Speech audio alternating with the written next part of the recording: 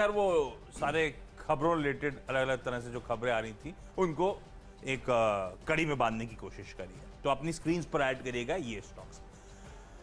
पहला है फाइजर।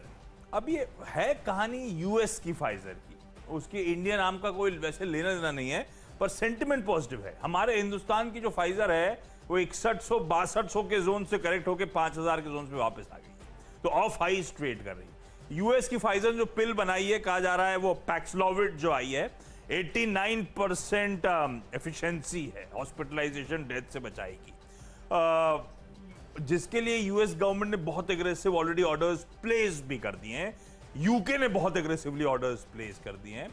तो वो वैक्सीनेशन से, इम्यूनाइजेशन से हम लोग अब पिल की तरफ बढ़ रहे हैं, जिसमें ये कंपनी कुछ अग्रसर हैं।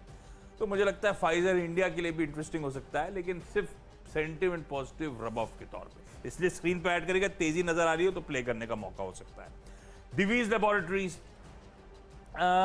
कोई दिक्कत नहीं थी, लेकिन इसको मैंने फिर भी रेड में रखा है।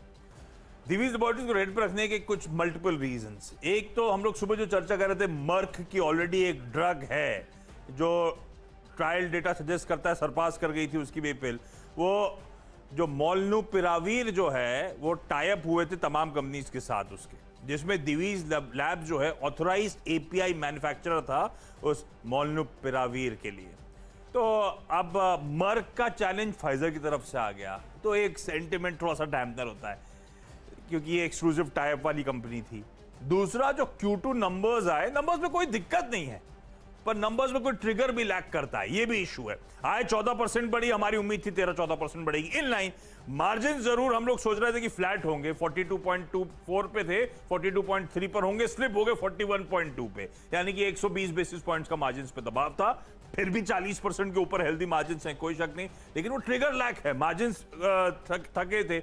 और ये स्टॉक ध्यान रखिए अपने पीक लेवल्स के आसपास ट्रेड कर रहा है। FY23 के बेसिस पे 39 टाइम्स के आसपास ट्रेड होता है, हिस्टोरिकल हाईज भी 40 के आसपास है, तो अपसाइड कैप्ड है, लैक ऑफ ट्रिगर्स हैं, इसीलिए शायद प्रॉफिट ब्रोकिंग की गिरफ्त में आ सकता है। कंपनी अच्छी है तो हो सकता है, इसलिए स्क्रीन पर ऐड करके चलेंगे।